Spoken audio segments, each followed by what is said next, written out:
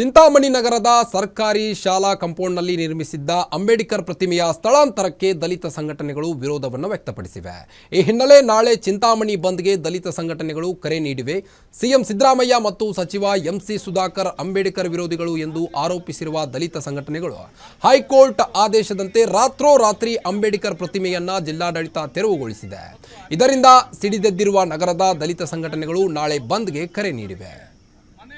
ತೆರಳಿ ಬರಬೇಕಂತ ಈ ಸಂದರ್ಭದಲ್ಲಿ ಇಡೀ ತಾಲೂಕಿನ ಜನತೆಗೆ, ಸಾರ್ವಜನಿಕರಿಗೆ ನಾನು ಮನವಿ ಮಾಡ್ತೀನಿ. ದಲಿತರೇ ಆದಂಥ ನಮ್ಮವರು ಪಕ್ಷಾತೀತವಾಗಿ, ಜಾತ್ಯತೀತವಾಗಿ ಈ ಹೋರಾಟದಲ್ಲಿ ಸುಮಾರು 10 ತಿಂಗಳಿಂದ ನಿರಂತರವಾಗಿ ದಲಿತ ಸಂಘಟನೆಗಳ ಒಕ್ಕೂಟದಿಂದ ನಾವು ಬಾಬಾ ಸಾಹೇಬ್ ಅಂಬೇಡ್ಕರ್ ಅವರ ಪುತ್ಥಳಿಯನ್ನ ಹಾಕಿರ್ತಕ್ಕಂಥ ಕೊಡಗು ಬಟ್ಟೆಯನ್ನು ತೆಗಿಬೇಕು ಅಂತ ಹೇಳಿಬಿಟ್ಟು 10 ತಿಂಗಳಿಂದ ಹಲವಾರು ಹೋರಾಟಗಳನ್ನು ಮಾಡ್ಕೊಂಡು ಬಂದಿರ್ತೀವಿ.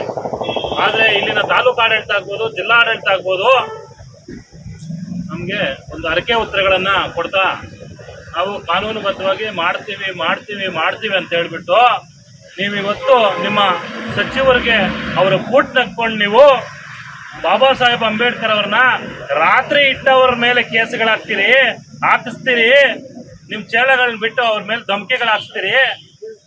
ಆದರೆ ರಾತ್ರಿ ನೀವು ತೆಗೆದು ಬಿಟ್ಟಿದ್ದೀರಲ್ಲ, ನಿಮ್ಮ ಸೂಚನೆಯಂತೆ ತೆಗೆದಿದ್ದಾರಲ್ಲ ತಾಲೂಕು ಆಡಳಿತ, ಜಿಲ್ಲಾ ಆಡಳಿತ, ಅವ್ರನ್ನೇನನ್ಬೇಕು?